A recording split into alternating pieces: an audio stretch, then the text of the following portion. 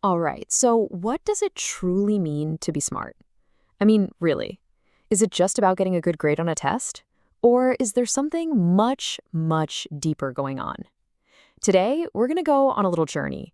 We're going to uncover the different layers of intelligence, building our way up a pyramid of understanding that I promise will absolutely change how you think about your own mind. You know, we all have this idea of what smart is, right? But we tend to think of it as this one single thing, a number you get on a test.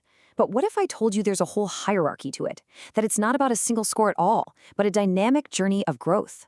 And that journey, that climb to the very peak of our potential, well, that's exactly what we're going to explore right now. Every great structure, and that includes our own intellect, has to have a solid foundation. So let's start at the very base of our pyramid with the two kinds of intelligence you probably already know really well. I mean, they're the ones we're taught to value from the time we're kids.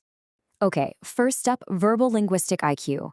This is the raw power of language. It's the poet who can just paint these incredible pictures with words. It's the lawyer who weaves a completely airtight argument. And it's the leader who can move an entire nation with one perfectly delivered speech. It's how we share ideas, build relationships, and quite literally shape our world with words. And next, we've got spatial-visual IQ. This is totally different. This is the ability to think in pictures, to think in space. It's the architect who can walk through a building in their mind before a single brick is laid. It's the artist who sees a masterpiece on a totally blank canvas. And yeah, it's the surgeon who has to navigate that complex three-dimensional map of the human body. It's the power of seeing what isn't there yet. So you see, we have these two powerful but very different forces at play. You've got the world of abstract words on one hand and the world of concrete images on the other. One builds arguments, the other builds cities. Together, they form the essential foundation of our intelligence, the bedrock on which everything else is going to be built. But here's the thing, and this is crucial. Don't get too comfortable, because this is just the beginning. To stop here would be like looking at the foundation of a giant pyramid and thinking you've seen the whole thing. The real journey, the path to a much, much deeper kind of intelligence, that lies ahead as we start to climb. And here is our map for that climb. We've just laid down our foundation. Next, we're going to move up into the world of emotional acuity. Then we're going to push even higher to what's called metacognitive mastery. And then, finally, we'll reach the very top, the fifth quintessence. So now we're climbing to the next level. And this is where we move beyond pure logic and into the really rich, complex world of emotion.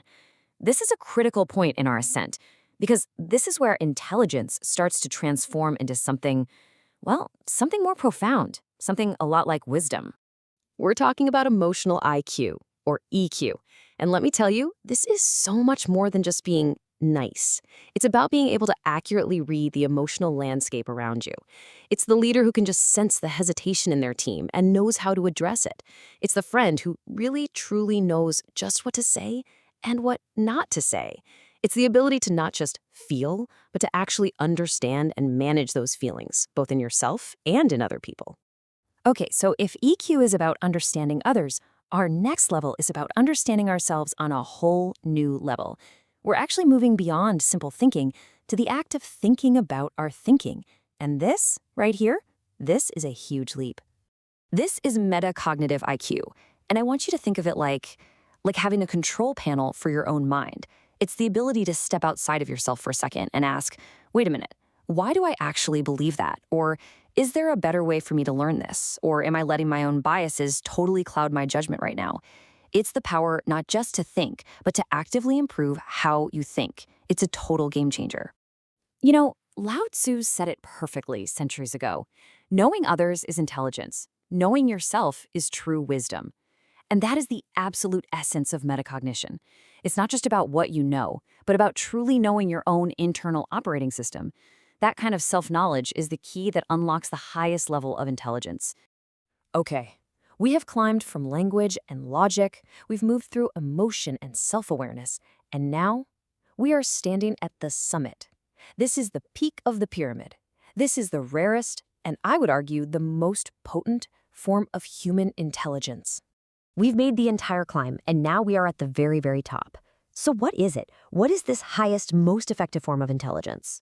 It's called the fifth intelligence, and I want you to notice something really important here. It's not just another level, it's the masterful synthesis of all the others. It's the ability to just dance seamlessly between cold logic and warm emotion, between abstract words and concrete images, all while being deeply aware of your own mind. It's not just about being smart, it's about being wise in action. And that is precisely why it is so incredibly rare. I mean, think about it. We all know people who are just brilliant in one area. That amazing writer, the gifted artist, the incredibly empathetic friend. But the person who can bring all of those intelligences together and then deploy the right one at exactly the right time to solve a brand new complex problem, that person is a true master. And that is a level of integrated intelligence that honestly very, very few of us ever reach. So why does all this matter to you? Because, look, understanding this model isn't just some fascinating academic exercise. It's a personal roadmap. It literally shows you the path to becoming a more effective, wise, and capable human being. So let's figure out how to turn this knowledge into action. So what's the big takeaway from our climb today? It's this. Intelligence is not a single score. It is a journey of growth. It's about developing your emotional intelligence so you can connect with others, honing your metacognition to truly understand yourself, and ultimately, always striving for that fifth intelligence, to bring it all together. It's not about being the best at one thing. It's about becoming a more complete, effective human being. So here's my challenge to you. You have the map now. You know the path of ascent. The only question left is, what's your next step? Which intelligence are you going to choose to cultivate? What new heights will you reach? The journey is yours. Now go and start climbing.